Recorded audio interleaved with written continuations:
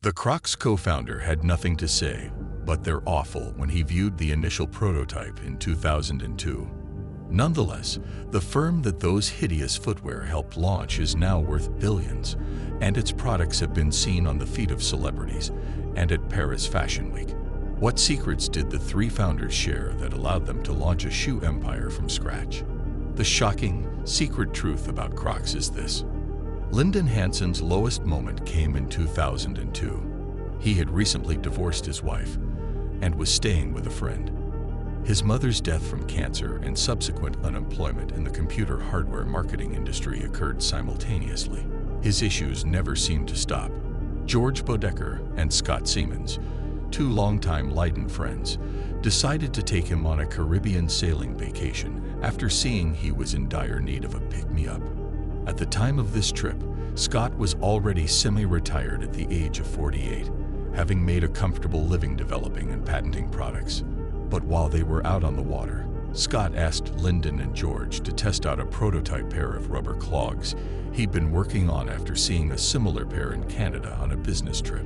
Foam Creations Incorporated, a Quebec-based manufacturer, designed the first iteration of the shoe. The footwear also wasn't made of rubber or plastic. In reality, they were an odorless and waterproof resin. Boat deck shoes that don't slip and form to your foot snugly are a must. Scott's sole criticism of the clogs was their lack of a backstrap. He'd fixed that problem himself, and now he was looking for investors so he could sell his improved design across the United States. He showed his two pals his invention with great enthusiasm. Yet George and Lyndon were doubtful, despite Scott's assurances that these shoes would sell to his pals. Those shoes were very nasty. Nevertheless, after trying on the shoes and realizing how light and comfy they quickly changed their minds, to the point that they decided to start a business together. The business is now known as Crocs, due to the fact that these crocodiles are equally at home on land as in the water. George, of course, was a successful individual in his own right. He had a difficult upbringing, yet at age 10, he launched his own lawn mowing company.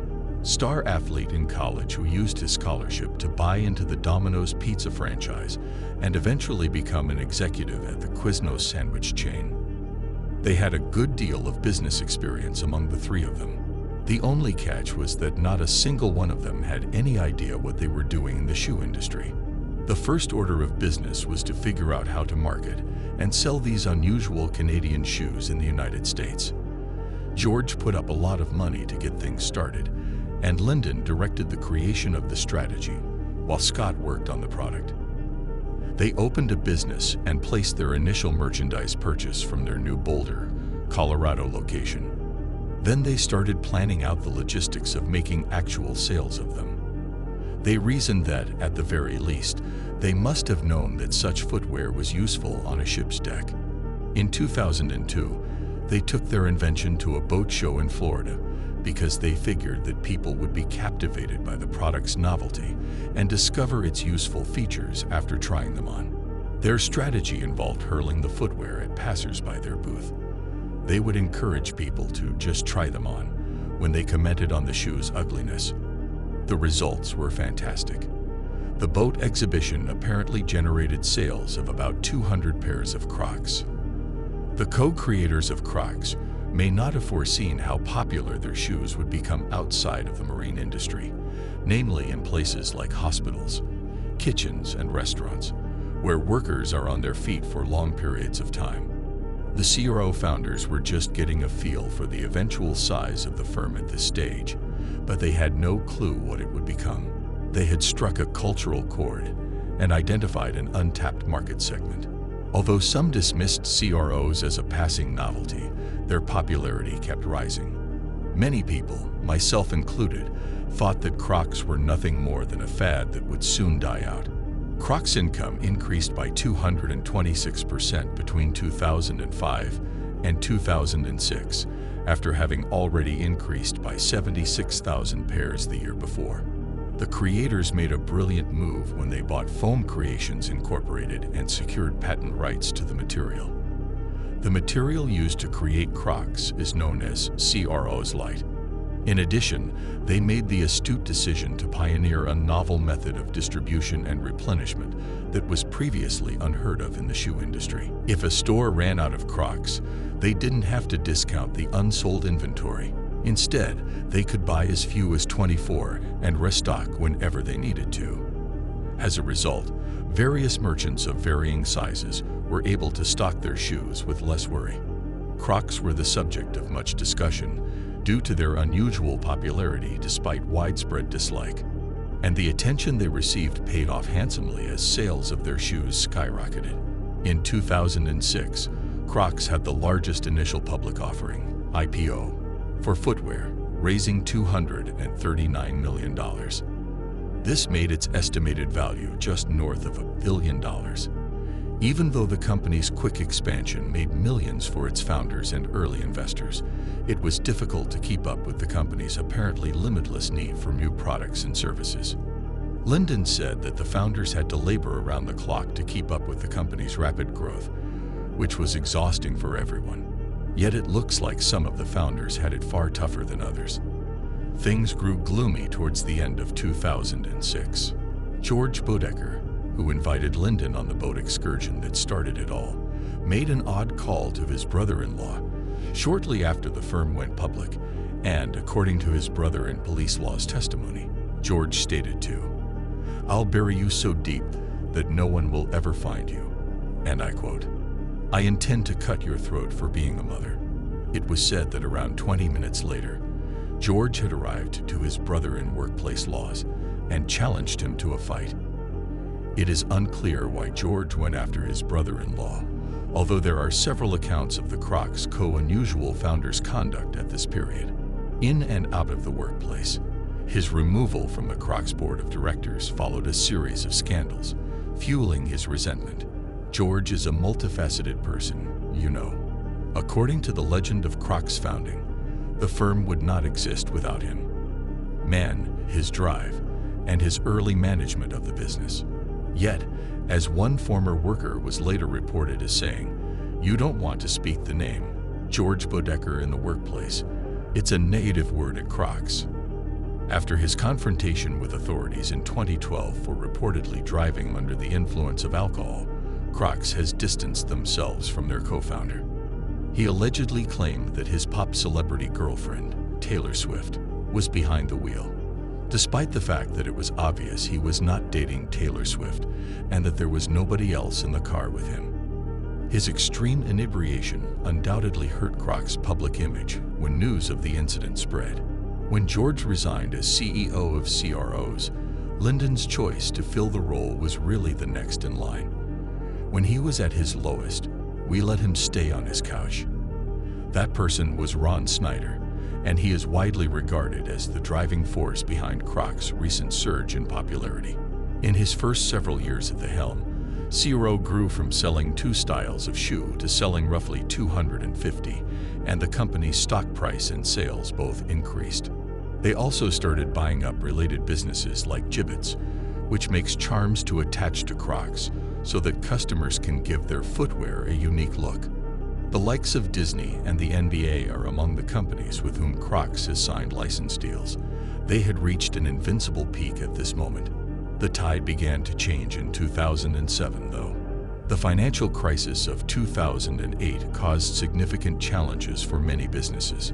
Sales and inventory fell as consumers stopped buying. Crocs predicted lower sales, and in the following years, the company laid off a lot of people and had a hard time on the stock market.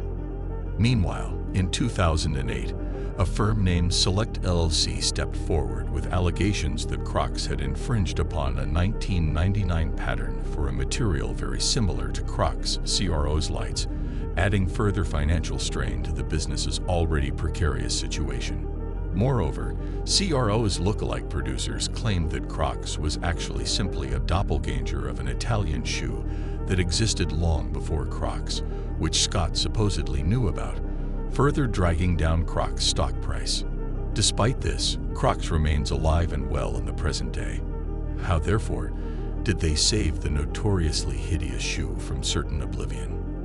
Before we go on to the next section, I'd want to inform you about Swagbucks, the video sponsor of this series. Playing mobile games, filling up surveys, and even making purchases online or in-store may all get you swag bucks, which can then be redeemed for cash.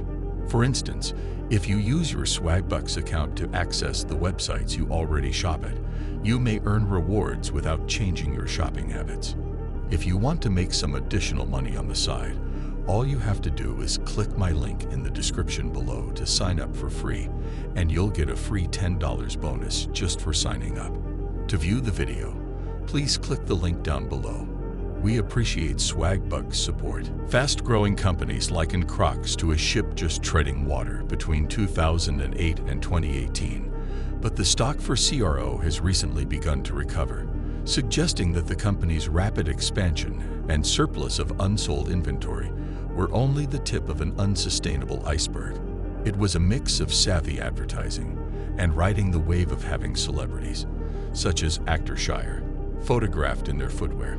It's worth noting that Crocs has experimented with designs that aren't quite so hideous, in the hopes of appealing to a broader customer base, but ultimately concluded that their strength may lie in the extremes to which they have polarized their audience. All opinions on Crocs are positive. It's impossible to feel neutral about them. In response, Crocs began spreading a message of freedom of expression. The chief marketing officer for Crocs said that people who wear the brand are proud to be different from everyone else. They intended for it to be representative of the laid-back, confident demeanor of CROs in general. Then they blended the message with savvy collaborations with celebrities like Justin Bieber and Post Malone. There was also a cooperation with KFC, with the latter contributing chicken-scented chew charms. From slick and high concept to the absolutely bizarre high-fashion boutiques and labels like Barney's and Blend, Crocs was able to become a cultural chameleon. Yoga followed suit, producing platform Crocs like the Grace, which were a hit on the Paris runways and an instant success with customers. Crocs' active pursuit of partnerships was, in essence, a calculated tactic, given the organization's primary emphasis on dissolution. They anticipated that its unexpectedness would make it a major news story. The unending free publicity that results from news that Crocs have teamed with Cheerios cereal or are worn by high-end fashion models. Crocs also emerged victorious from the unexpected epidemic. Crocs did well even while the rest of the clothing industry collapsed during the epidemic. In fact, 2020 was their biggest year ever, with sales skyrocketing and stock prices increasing by 300% because of a growing demand for convenience and a more relaxed way of life. It helped that Crocs had already shifted its attention to online sales, closing many of its costly brick-and-mortar stores in favor of e-commerce. CROs reported a record-breaking $2.3 billion in sales in 2021. As a manufacturer of footwear, Croc will always face the challenge of remaining relevant. The question of whether an element of fashion is only a fad or a permanent part of international tradition arises with every new style. Nonetheless, Crocs have been on the market for nearly 20 years, making them a worldwide phenomenon. Furthermore, it appears that they are more prosperous than ever. That's saying a lot for a product that even the company's creators initially dismissed as unattractive. At this point, it's fair to point out that the Crocs founders had prior business experience and capital to invest. So, why don't you tell me about a company that was built from the ground up? And to that I would add, you make an excellent argument. You should check out my short film about Louis Vuitton, which tells the story of how a homeless teen founded the most successful fashion house in the world. Please subscribe to Think Insider if you enjoyed this video. I wanna be the greatest. Everybody on the fake shit. I look around and feel like everybody is the fakest. I make this every day and I'm impatient, hoping one day I blow up from the basement. Statement, the top is so vacant. I don't hear shit that I think is amazing. Waiting for my day when I'm playing sold out shows for 1,000 faces. Hey, give me that crown, get in my way and to be put down. It ain't your place, all this my town. If I want that shit, then I'll get it right.